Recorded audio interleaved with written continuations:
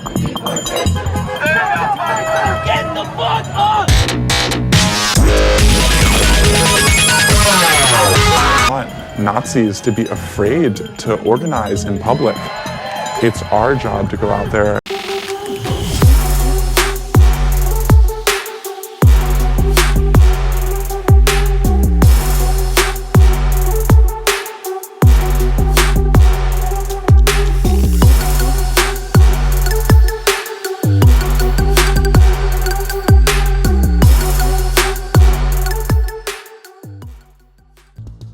Kota yang tak pernah tidur selalu punya sisi yang tak ingin dilihat.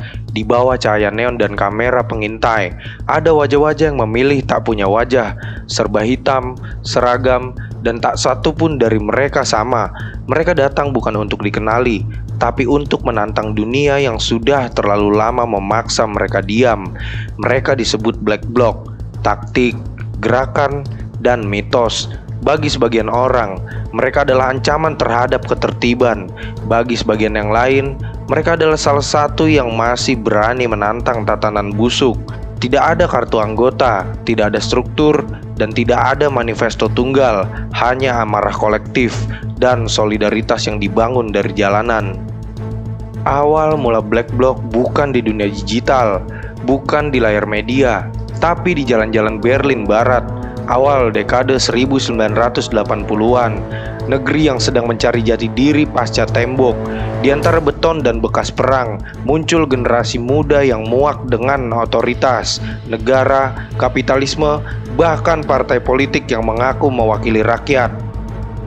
Mereka menyebut diri mereka autonomen, gerakan otonom yang hidup dalam rumah-rumah kosong, ruang alternatif, dan komunitas bawah tanah.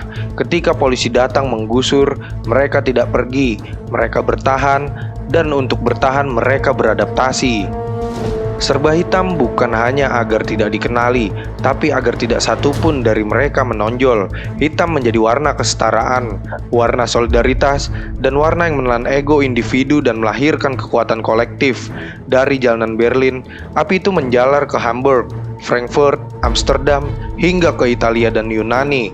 Di tiap kota, wajah baru dengan semangat yang sama, melawan kekuasaan dengan cara yang tidak bisa dipetakan. Black Bloc bukan sekedar taktik visual, ia adalah cerminan ideologi yang berdenyut di jantung anarkisme modern, anti-otoritarian, anti-fasis, anti-kapitalis, tapi juga anti pemimpin dan anti pengkultusan. Mereka percaya bahwa kekuasaan di tangan siapapun selalu berpotensi melahirkan penindasan, maka mereka menolak semua bentuk hierarki.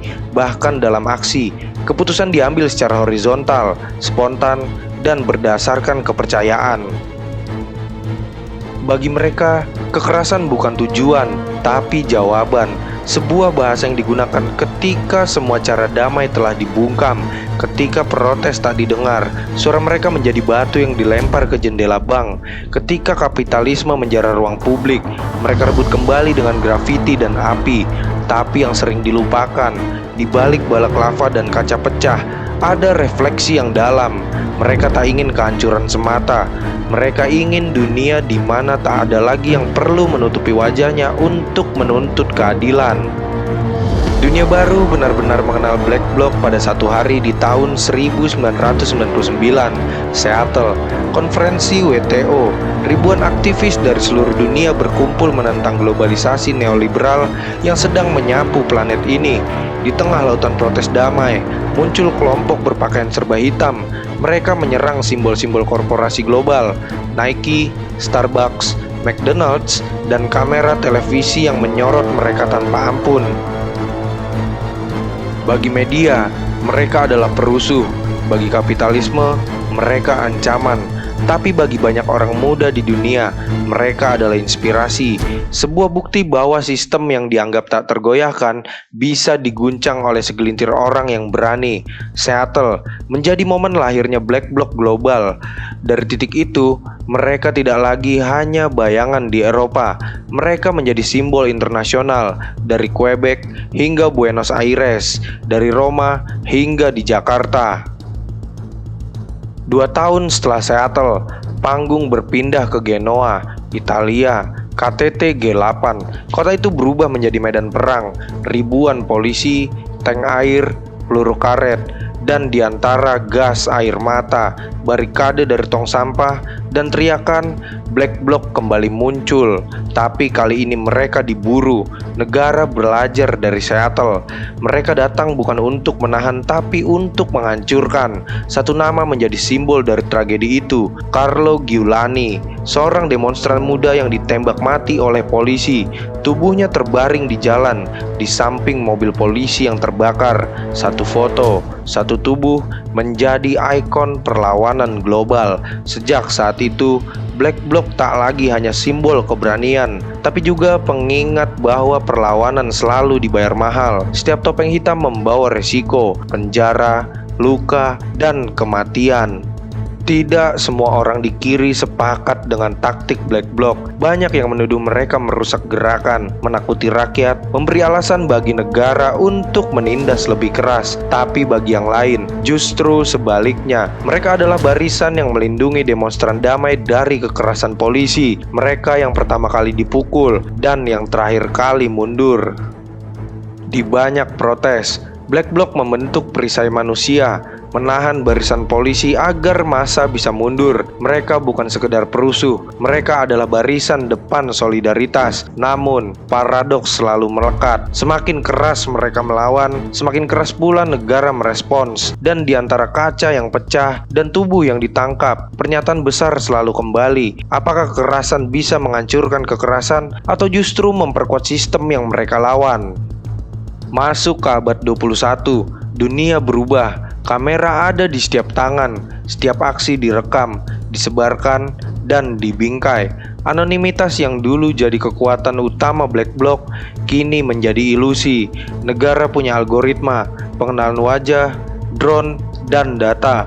Jalanan yang dulu jadi ruang tak terpantau kini jadi panggung yang disorot jutaan mata. Tapi mereka tetap beradaptasi. Topeng berubah bentuk menjadi VPN, enkripsi, dan menjadi jaringan bawah tanah digital. Perlawanan berpindah dari jalanan ke server, dari barikade ke kode. Namun satu hal yang tak berubah, semangat untuk menolak tunduk. Ketika sistem menindas lewat data, mereka melawan dengan anonimitas. Ketika kekuasaan bersembunyi di balik algoritma, mereka menyalakan kembali api perlawanan lama, hanya dengan medium yang berbeda. Black Bloc bukan sekedar taktik protes, ia adalah cermin bagi dunia yang membusuk, bagi demokrasi yang hanya tinggal slogan.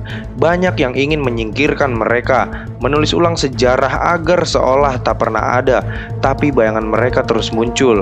Di Paris saat Yellow Vest, di Chile saat rakyat mengguncang rezim, di Hong Kong, di Jakarta, dimanapun ketidakadilan yang masih punya nafas.